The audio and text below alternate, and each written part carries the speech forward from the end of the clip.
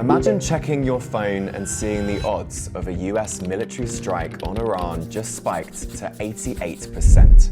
That's not a news anchor or politician making that estimate. It's because millions of dollars have been bet on the outcome. It's not the only thing I could, in theory, wager on either.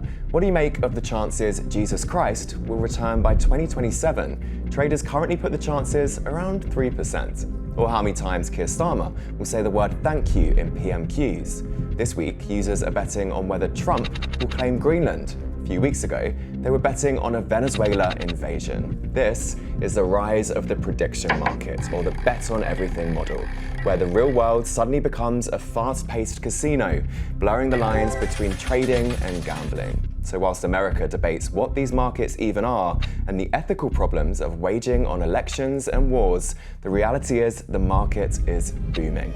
With prediction markets now eyeing up the UK, we're taking a closer look at how they work and why they're proving controversial. Okay, so first up, how do prediction markets work? Prediction markets are platforms where people can bet on the outcome of potential events, like buying shares but in the future. The price of a share is based on how likely traders think an event is to happen. More people buying or selling shares in an outcome pushes the predicted odds of an event happening up or down. Traders bet against each other and the market puts that together to make a single forecast. Founders insist it's becoming an accurate tool for predicting real-world events, and that it's different from gambling, but we'll get into that debate later. Because gambling or not, prediction markets are big business. According to Forbes, trading volume across top prediction markets hit $44 billion in 2025, with the likes of Polymarket and Kalshi among the top players. But the way they operate is stirring up controversy. It's just sort of a huge cultural shift from what people are accustomed to in the United States. There's all sorts of questions about whether insider trading might be a problem on these platforms, whether market manipulation is an issue, and whether the spread of this sort of betting might be bad for people. So firstly, let's talk about some of the markets these sites are running. So you can't trade on extreme outcomes, things like assassinations or other high-profile deaths. But other trades do pose moral questions. Just last year, Polymarket offered bets on how many acres the California wildfires would burn by, a disaster turning into a money-making opportunity. There's been offers elsewhere on markets that predict the number of deportations Trump could make in 2026. And then there's also how fair it is. With the traditional bookies, betting with insider info gives punters an edge. In serious financial markets, it usually gives you a criminal record. But with prediction markets, the line is slightly blurry, where gamblers can in theory make money on information you don't know about yet. So how big of an issue could this be? Well, a few hours before the US announced the capture of Nicolas Maduro, a brand new Polymarket account took out thousands of dollars worth of bets that Maduro would be removed as the leader of Venezuela by the end of January. Prompting concerns, it was based on inside information. These bets paid out more than $400,000. We have almost no way of knowing who made them. It's because a significant amount of prediction market bets are placed using cryptocurrency without names or bank account details, making it tricky to find out who's behind a trade. Some in the industry don't see this as a problem. Meet Shane Coplin, the CEO of Polymarket.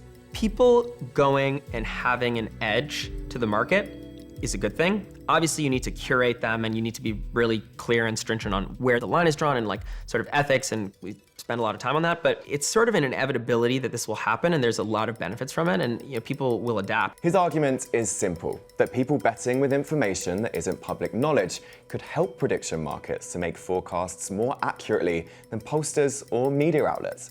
The argument that these platforms make is that they're a new form of truth in the world, that you can essentially crowdsource what everyone's thinking about a topic, have them put their money where their mouth is, and then suddenly you have a projection for the future that's more accurate than what you had before. But what if the bettor isn't just someone who knows what's going to happen ahead of time, but someone who can help make it happen? Here we run into a slightly darker problem. If people can profit from real-world events coming true, there could also be incentives to bring about a specific outcome. In other words, take real-world actions to make sure bets pay off. Now, regulations do vary between platforms, but markets tend to disallow dangerous or offensive bets. Kalshi did tell us insider trading is banned on the platform, and they have surveillance and compliance teams that monitor suspicious activity. Polymarket hadn't responded to us by the time this video was published. In the United States in particular, there isn't a very long history of legal gambling in general. It's only in the last decade or so that sports betting has started to become legal kind of state by state. And so it's sort of shocking to some people to suddenly see websites where you can gamble not only on sports, but on pretty much anything.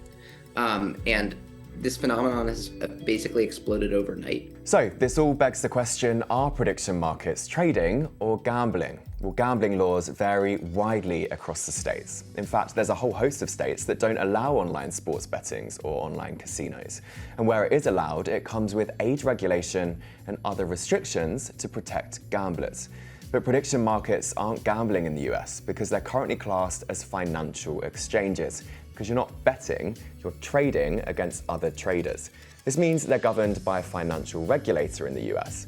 But existing gambling companies have argued this lets prediction markets bypass state-level gambling laws. This lack of regulation just prompted the head of the NCAA, which oversees college sports in the US, to condemn prediction markets. So-called prediction markets are offering what anyone can see is an unregulated betting on college games. Just as we need Congress to stabilize eligibility, we need federal regulators to stabilize this market. Gambling laws in many states require players to be 21 or over, but because prediction markets fall under financial regulation, many platforms are accessible to younger audiences, who are more susceptible to what's been described as the casinofication of the economy. There's 18 to 20-year-olds who are not allowed in various states to sports bet, but it's a lot of the same demographic of young men who are drawn to this similar kind of dynamic and cycles and rhythms on the app, and they can find that on the prediction market apps, and they're allowed to play them. What does this all mean for the UK? Well, prediction markets don't officially operate in the same way over here yet. Considering the boom in prediction markets in the US though, it's no surprise that the format would likely be a massive success in the UK too. And one company already appears to want in on the action. The betting platform Matchbook will soon be launching prediction markets here. But stick with me because there's a difference. Matchbook is a betting exchange, which means it works in a similar way to prediction markets, really. People bet against each other rather than against a bookmaker. It means the regulations become much tighter. There's strict age limits, active steps to minimize the harms from addiction, and clear rules about what can and can't be offered. Now, Matchbook will use existing technology and their gambling licenses to launch more of a betting exchange product with a prediction market format. Matchbook told us, Matchbook has been operating its peer-to-peer exchange platform for 20 years. We understand how to create a safe marketplace which safeguards against the risks associated with problem gambling and sports betting integrity issues. Prediction markets on Matchbook will focus on sports and politics and not the more exotic novelty markets which present greater risks.